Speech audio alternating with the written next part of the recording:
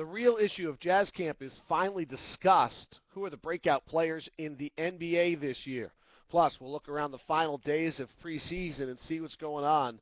And extensions will be the big news for the next week. It's all coming up on this edition of Tip Off. Pablo goes deep. Giants lead 1-0. Pablo goes deep again. Giants lead 4-0. Pablo goes deep again.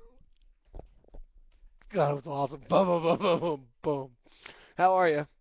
I was having a conversation yesterday with my good friend Mike Sando about podcasts. He's doing a great one on ESPN Pod Center called Inside Slant. For those of you who remember, Mike was our NFL guest for a while. And I was like, yeah, you should check out. There's some fun things you can do. And he's like, yeah, we're doing this. And he's like, what's the drum roll? I was like, what are you doing? He's like, I'm checking what you do right now. I'm like, I don't do that.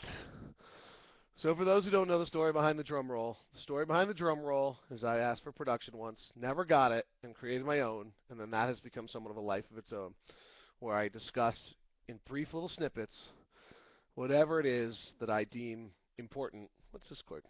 That is not going to make the podcast, because we don't really talk baseball. So usually it involves Stanford or the Giants or something of that sort. How are you?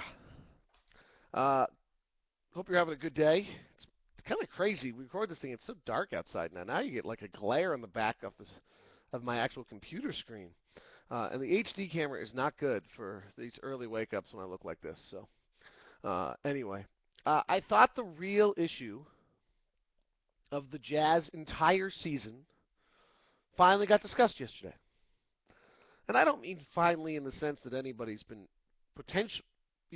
ignoring it on purpose. I just mean finally in the sense that it finally got discussed. And the issue is this team is hellaciously deep. We've all discussed it on an outlier, kind of outlining issues of like who gets time and does Favors start and what about Burks, and the fans are all in love with the young kids.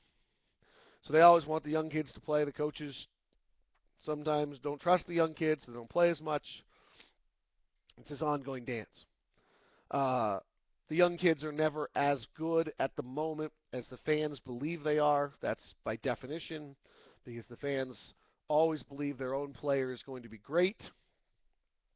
That's just by definition. GMs are often the same way. It's where rubs between GMs and coaches often happen.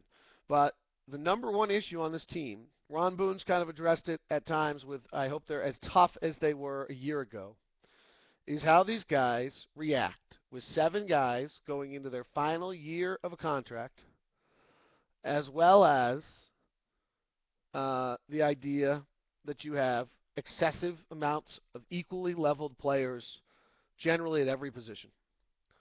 I mean, the point guard position is the last of our discussions, but either Jamal Tinsley or Earl Watson is going to end up out of the rotation, possibly both.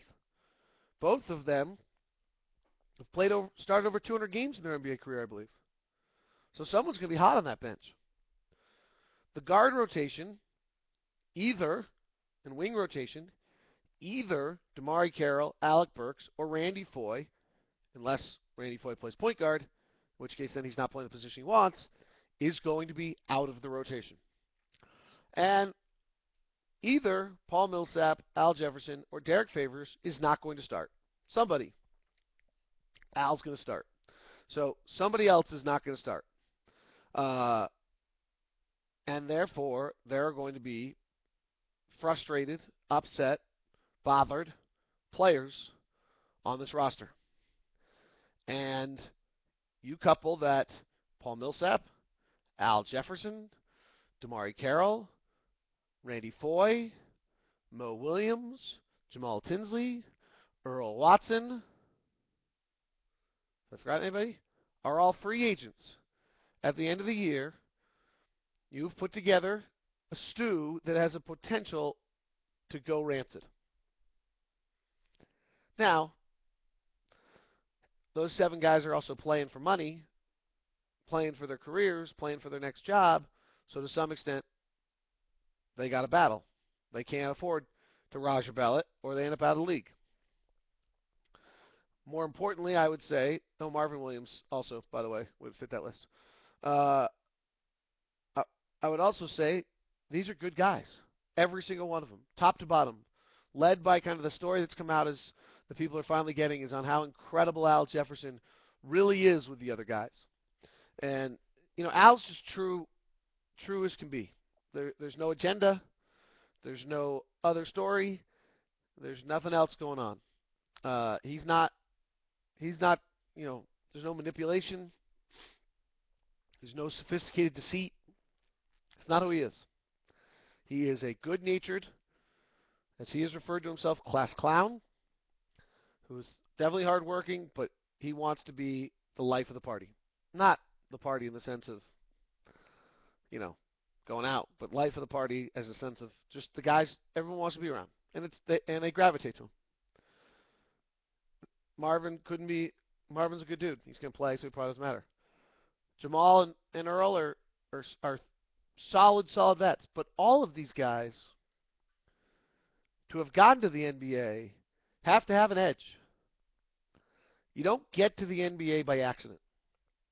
And so, therefore, you wonder how this is going to play out. Now, the good news is I would say if Ty Corbin had a strength last year in a truncated lockout season, this was it. He navigated this aspect of the team last year fabulously. There was more discontent, there was more selfishness, and there was more kind of runs at him to see how he'd react than any of us realized until locker clear out at the end of the year. Well, I guess we realized it in Philadelphia with Raja, and he dealt with it. So, if there's a strength for Tyrone, that's it. Jerry Sloan was the best ever at realizing what an 82-game schedule is. I'll never forget that while covering him, that he understood how long 82 games was. He always pulled somebody late. By the time he took somebody out of the lineup, they were actually pretty excited that he finally got them out of their situation. And the question just was whether those guys would still fight when they went out of the lineup, when they suddenly lost their minutes. Would they still be ready? And that's all Tyrone is asking. And Tyrone has learned this under the best. So that, to me, is really the entire story of this season. And we've been wowed by Cantor and wondering about Favors and Al's improved defense and Marvin's addition and Hayward's third year and all these other stories. Who's the backup point guard? I'm in the middle of it, but that's the story. Frankly, I have nothing to talk about between now and the 31st to some extent because that's the story. And that will not be something we can tell right away, nor is it something that will be obvious. Maybe something that is overplayed by the media and the fans with regularity. Having been inside teams in my job, I can tell you often that the crisis that we're hearing about is never truly as bad as it seems. But we'll watch it. That's the story of the year.